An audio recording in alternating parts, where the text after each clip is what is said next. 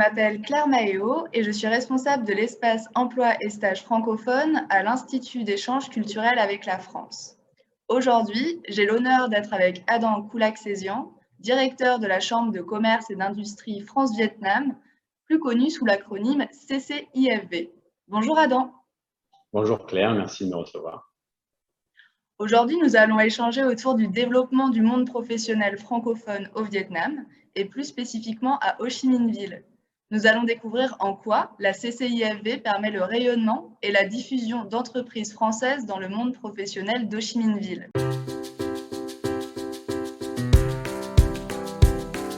Je vais commencer avec une date, puisque la Chambre de commerce et d'industrie France-Vietnam est née en 1989 à l'initiative d'hommes d'affaires installés ici où l'on se trouve aujourd'hui à Ho Chi Minh Ville.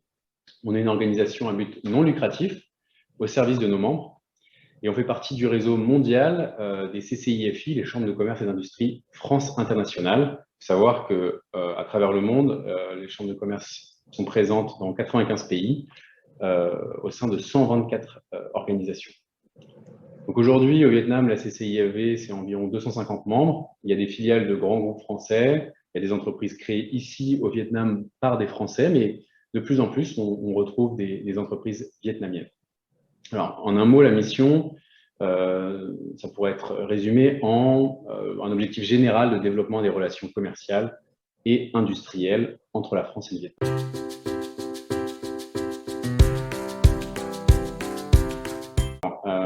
Mon expérience, ma formation, j'ai commencé par des études de philosophie en classe prépa. Et puis finalement, je me suis orienté vers un master en école de commerce assez classique, que j'ai eu la chance de coupler avec des études en relations internationales à Moscou. C'est une formation un petit peu peut-être originale, je ne sais pas. Mais en tout cas, qui m'a permis de bénéficier de plusieurs expériences à l'étranger, notamment en Russie, au Kazakhstan, en Mongolie, toujours plus à l'Est. Pour l'ambassade de France notamment, mais aussi dans le secteur privé. Et puis, c'est peut-être mon goût pour l'histoire, pour la découverte, qui m'a amené à me pencher sur le Vietnam et la culture vietnamienne. Et je suis très heureux d'avoir rejoint la Chambre de commerce française ici en 2019, dans ce très beau pays.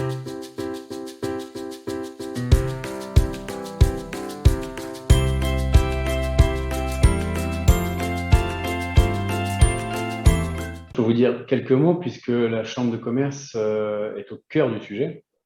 Je parlais de catalyseur tout à l'heure, d'énergie.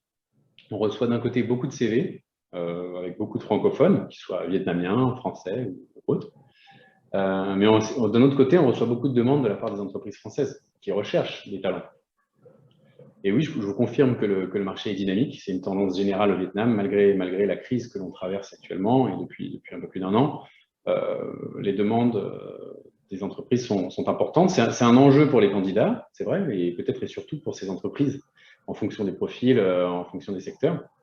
Et donc, ma collègue Jacqueline Tran est en charge du recrutement. Son travail, c'est justement de mettre en relation ces entreprises avec des talents pour des postes sur l'ensemble du Vietnam, parfois en ville, parfois dans des zones industrielles. Deux tendances, je dirais qu'il y a les entreprises qui sont déjà présentes au Vietnam, qui souhaitent recruter pour augmenter leurs ressources humaines. Il y a aussi des entreprises dont je vous parlais un peu plus avant, qui sont en processus d'implantation au Vietnam et qui cherchent tout simplement à monter une équipe et donc qui font appel à nous pour recruter. Les exemples derniers, je dirais qu'on a des demandes pour tout ce qui est responsabilité admin, comptabilité, également des ingénieurs, du contrôle qualité. Puis sans oublier le secteur de l'IT dont on parle beaucoup, qui est très très dynamique, pour lequel on est très sollicité.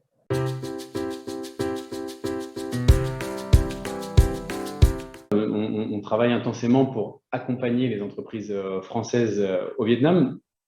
Je pourrais résumer simplement en disant que notre travail, c'est de répondre à tous les besoins possibles et imaginables d'une entreprise française qui souhaite découvrir le Vietnam, qui souhaite s'implanter au Vietnam et qui souhaite se développer au Vietnam. Et d'ailleurs, au Vietnam et en ASEAN, puisqu'on le répète et on le répétera toujours, le Vietnam est une formidable porte d'entrée vers l'ASEAN.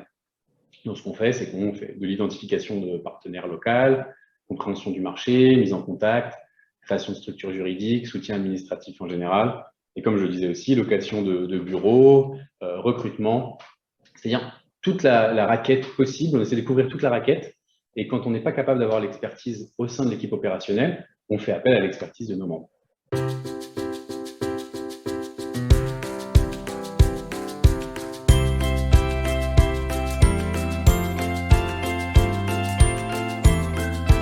Alors, je dis souvent pour rigoler, apprenez l'anglais. C'est une blague dans le contexte de notre interview aujourd'hui, mais je commencerai par ça. C'est-à-dire que oui, il faut apprendre l'anglais, c'est important, c'est nécessaire. Mais la connaissance d'une troisième langue est tout à fait primordiale. Et le français, je pense que c'est vraiment un choix efficace. Je ne parle pas du français pour ce qu'il est, pour la culture française et la langue en elle-même. Je parle vraiment pour le retour sur investissement qu'on peut avoir en apprenant, puis en maîtrisant le français. Je le dis parce que c'est pas forcément évident au premier abord lorsqu'on voit des offres d'emploi.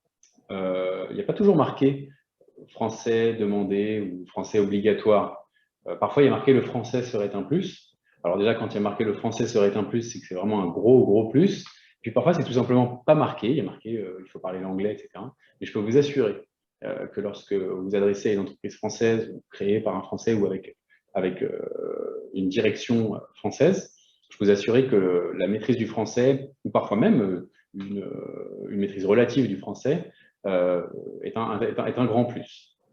Donc voilà, continuez à apprendre le français, n'hésitez pas à développer une connaissance technique et sectorielle du français.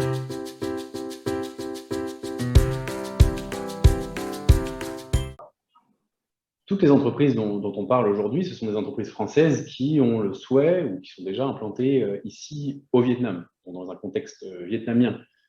Donc en termes d'attente, on a parlé du français plus haut, effectivement, il y a probablement et souvent une attente de maîtrise de la langue française, peut-être des codes, de la compréhension du management français ou à la française, s'il en est. Mais ne pas oublier qu'on est au Vietnam et que ces entreprises françaises, elles recherchent des employés vietnamiens.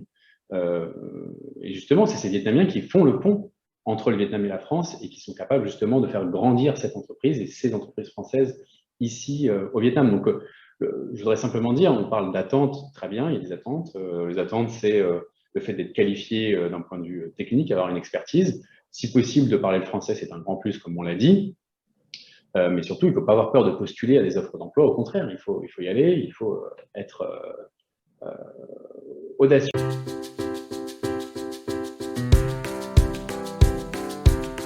Le dernier mot, c'est que je suis très heureux d'avoir pu m'adresser à vos apprenants, à vos étudiants. C'est un plaisir. Je dirais simplement à chacun d'entre vous, n'hésitez pas à contacter la CCIFV. On est toujours très heureux d'échanger avec vous, tant pour le recrutement que pour d'autres choses, pour échanger sur des idées, des projets. La CCIV vraiment a des portes grandes ouvertes pour vous et voilà, on vous attend, on sera très heureux d'échanger avec vous.